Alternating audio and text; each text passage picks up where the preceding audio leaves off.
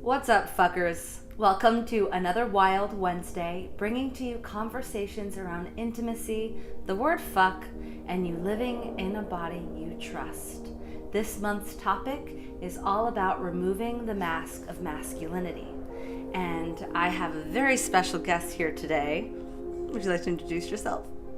I would indeed. Hello. My name is Demetri Balduc. Pleasure. This is a dear friend of mine, and we have been in the conversation around masculine, feminine, these energies, not talking about them necessarily as genders, yet the topic that I noticed that he and I talk about is like how to even discuss these energies outside of, like the male-female context, and really understanding that there's so many other identifications around gender, non-binary, transgender, and beyond that. And that is such a pressing topic right now. I'm curious your thoughts when people get confused around talking about like masculine and feminine around energies versus like the gender association. Totally. I mean, I think, like you said, this is a very hot and important topic right now. And fortunately and unfortunately, we often mix up the gender piece with the energy piece. And how could we not? We live in a dualized, polarized society where these are, we just see it beyond even masculine, feminine. We see it in yes, no. We see it in good, bad. We see it in me versus you. It's like it actually goes beyond. In my opinion, it goes beyond a conversation of gender into a conversation of duality. And that is why I think it's fortunate that it's kind of becoming a little bit more of a, shall we say, it's becoming more of a converse topic, because it's kind of bringing into people's awareness that, it is actually not a binary, there is a spectrum. And the more that people can welcome this idea of capacity to see things beyond a binary, the more that can actually spread into other realms of, like let's take war, for instance. All of a sudden it's not me versus you, it's like this whole spectrum of who's right, who's wrong in this whole conversation, right? Yeah. I feel like as I learn more about life, that there's not so much that is black and white, but everything's kind of gray. Amen. Yeah. And in that topic also, kind of moving a little bit away from that, feeling the conversation around what it means to be a protector of this awareness, these perspectives, what it means as a man to be a protector, what does it mean to be a predator and passive. So I use these three terms: protector, predator, and passive. And really, being in the inquiry with men of like, do you know how to be in the embodiment of all of them? Not saying that anything right in that duality is good, bad, right, or wrong, but can we be coming from a place of choosing, a place of choice? So as like a man, like what does it mean for you to be a protector? Because in my experience of you, you are the embodiment of that. Thank you. I think before I answer that, I would almost want to take a step back and actually take two steps back and first address my own social location of being a privileged, white-passing, hetero-ish, male-identified, male-passing individual. So, a lot of my experience is coming from some of the most privileged places in society right now. So there's that, right? Totally. Let's take it all with a grain of salt. Fully. Coming from me. And that, even those introductions I feel like are so important right now. It'd be like, I'm a heterosexual, monogamous, like female, very privileged, and I'm speaking from that lens. And it's almost like, is there an apology with that? Is there just an ownership of that? Totally. I think an ownership is important.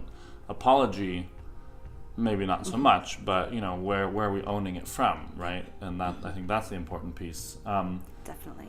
And then the other step back I would like to take is a step around semantics, around language, and how important it is to almost create a shared language for not only us, but for all of you viewers as well, where we can all begin to understand that when we use these words like masculine, feminine, protector, prey, that those are very charged words, right? And they're very charged within a dualism that is often tied in with a gender binary, right? So, we're going to be having these conversations, and I'll be doing my best to kind of bring in the semantic awareness just to Thank you. by the way, oh wait, just so you know that, just a little bit of that. And I mean, again, I just want to stress, how is it that we can talk about masculine and feminine without that actually meaning male and female, right?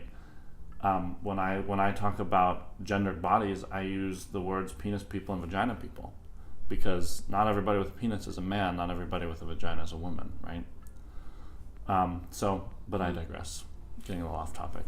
To answer your question, asking about the protector role, so what I hear you asking there is a protector role, for me, it kind of elicits an immediate response of, a masculine, male kind of father figure protecting something. And so, I'm trying to get underneath that a little bit of okay, what's a little bit more of the non-binary energy there. And to me, it feels like space. It feels like holding space, and holding a safe container. So safety. What does that mean? What does that mean? What does it mean as a man to hold space? Totally. Well, I think for one of the main things is, again, coming from an awareness of the social background that we're coming from. For a man to hold space actually means to shut up. It means to stop, and it's ironic because I'm talking about it, right? But it means to shut up and to let other people take the stage, to let people whose voices are not as amplified to take that stage. And not, as men, we are so often familiar with and taught to be loud, to be commanding, to command presence, to almost commandeer a situation in a way, and a lot of that is a dynamic where that is actually not only what we're taught to do, but what we're expected to do. So it becomes this dance where we are dancing with whoever else is in that situation, and it's like, oh, the alpha male in the situation is the person who can take up the most space, right?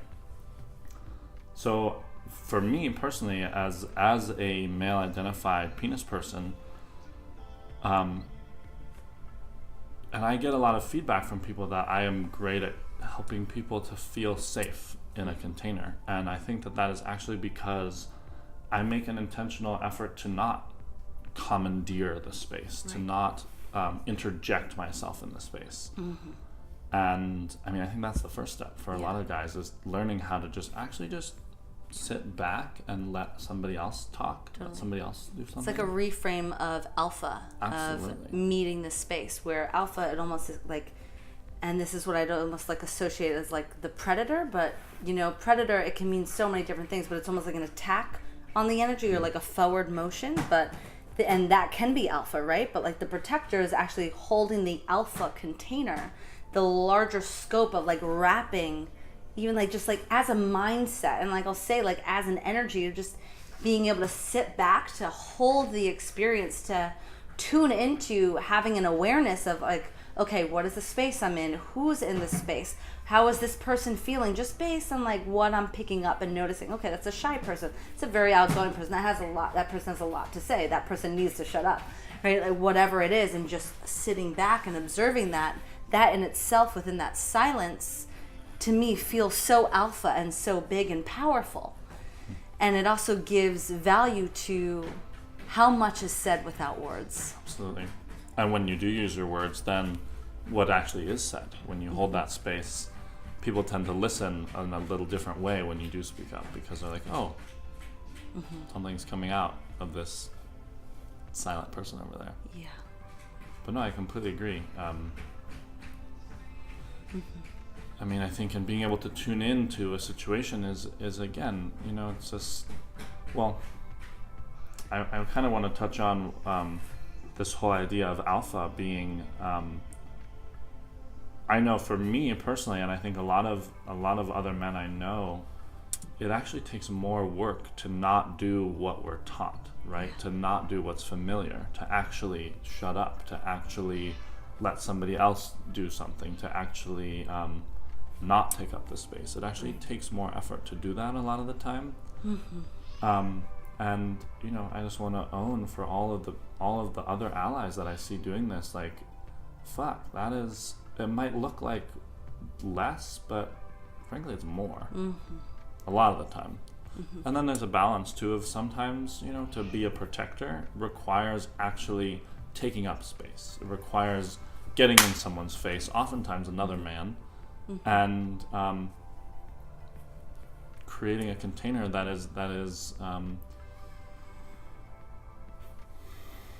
can be safe for other people. Yeah, I think there's a very delicate line of what that is. Absolutely. To be a protector in this, I would say it is essential for, as a man, for you to live in a body that you trust. So if you are going to approach and like meet someone, is it you calling them out?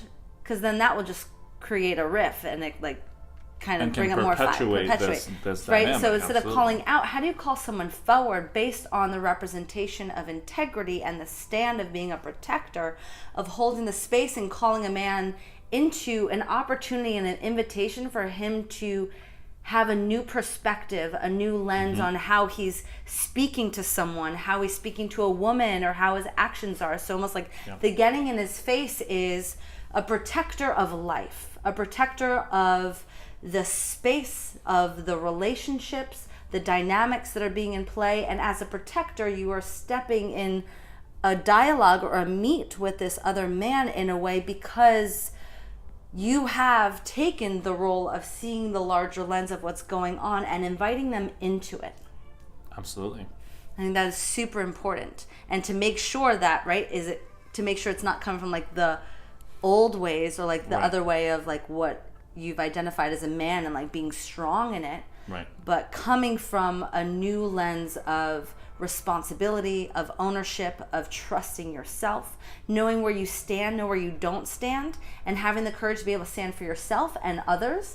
And then again, that invitation for this other person to meet that. And if they can't, then like, I don't think it's the fight type of thing, right? But navigating that and also being able to call someone forward, I think is so essential. Totally. And this goes into the piece around martial arts and people practicing some sort of embodiment technique.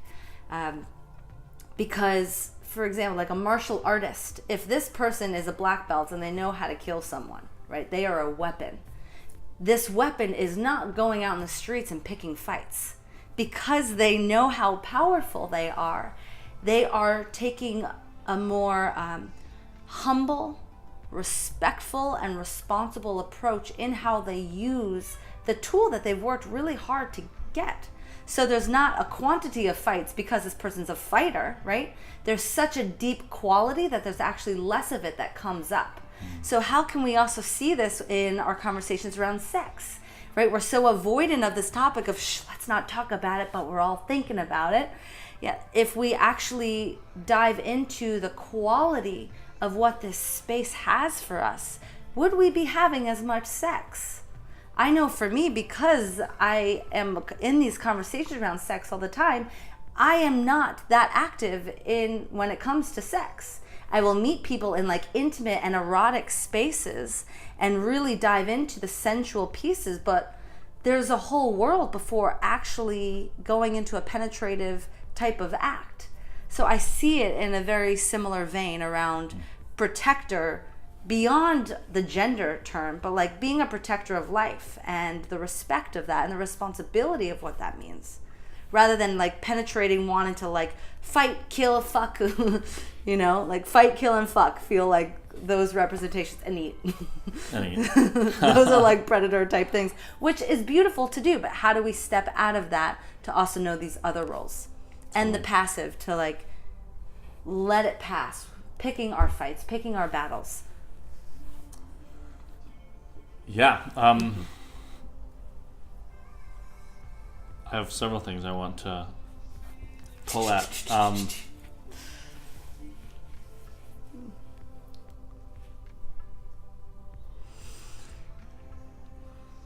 Well, I guess the first one is this idea of passivity. I think personally I struggle with that one, even if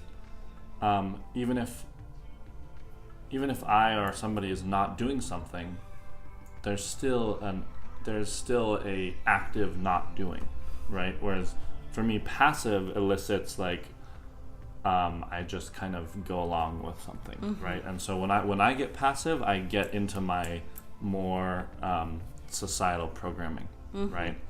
I think that's what passive looks like. And for women, passive looks a different way than for men. And vagina people, penis people. Calling myself in there, but yeah, I mean, I think that idea of passive, it's like we're never actually passive, and in fact, we never should be passive. We should be consciously always in awareness, in action, even if the action is inaction, right? Totally. I totally resonate with that. I wonder what that quality is and if it fits in the category of a protector or a predator. And is there another word, another energy, another... Like, this is the thing, right? We're talking about things. We're like, do we have... Like, is the language around this stuff even existent? Because these words, like protector, it's like, women don't need saving. And it's like, it's not about saving. No one needs saving. We get that. It's about a responsibility of like protecting life. And that's at least my interpretation of it. Yet within language, at least the English language, that's what I can speak about. It definitely feels like there's a gap of what I am feeling energetically and how to actually meet that with the English language. Right. Which is why I'm so attracted to this word fuck, because it feels so guttural, so primal. It's like, when like I get a message from a woman, she's like, I never use the word fuck, but when I was giving birth, that was the only word and belt that made sense. And it's like, it's your gut, and it's like the fuck. And to sense into that of, wow, this could even be the primal, instinctual, guttural force that comes from our body's intelligence and the language of our body that has now been expressed as the representation of the English language. Which is kind of like the way that I'm seeing fuck. Right. So what are some of the words that we can start taking ownership of and shifting the energy behind those words, right? Because fuck, even in itself, is such an aggressive, vulgar type of word. But it also depends of like what is in the capsule of the way that you're using your fuck. Are you saying fuck you to someone, or I fucking love you? Because the capsule of I fucking love you is an enhancer to something really like ecstatic and loving. Right. Where the other one is a capsule of like diminishing, suppressing. Yeah, I mean, that ties back into what I talked about at the beginning of how important it is to create a shared culture, right? A shared language around what are these words actually, what do we mean with that? And there's been so many words recently, maybe not so many, there have been a few reclaimed words like cunt, like queer. And I mean, I remember when I was younger, cunt was the worst possible word I could say. And now... Same with pussy. Totally. Same with fuck, like all these words, and now they're I mean, especially with cunt, it has been reclaimed in this way that it's, I mean, it takes time. Oh yeah, and only to some, right? To some that are interested in the topic. Right, absolutely. A lot of other people, they hear that word still, and they're like, oh. Yeah. But there's still something cunt, like even in the language and the, what's the word I'm thinking of? It doesn't matter. Just the way that cunt and shit and pussy. The sharpness. And the sharpness. Yeah. The cadence. That's what I was saying. Yeah, the cadence of those types of curse words. Right. Akil speaks about this beautifully. Akil, he's in one of the videos that we posted recently this month. But but yeah, like words and tapping and the reclaiming of energy to the words that we're mentioning. I know Mama Gina did an amazing job with that in her book Pussy, which I feel a deep resonance to in the way that I'm writing this book around fuck. But I love this conversation. I love that we tapped into the duality around genders and it being such a larger conversation of that, the binary, and really tapping into the non-binary, the non-duality, and even like we didn't talk much about polarity, but like an expansiveness of what can happen when that's possible. Right. And meeting in the gray area of things not really being so black and white or the good or the bad. Right. And then this topic around the protector. So much to dive in on. I wish like we could just do hours and hours of these videos and conversations.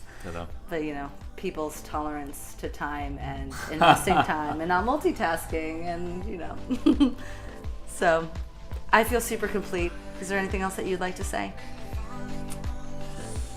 No, not without shoveling. No, yes, that's shoveling. Like more shoveling. Yeah. Thank you so much. Thank you all so much for tuning in to another Wild Wednesday. My name is Elana Meta. And I'm Demetri Baldu. And tune in again next week.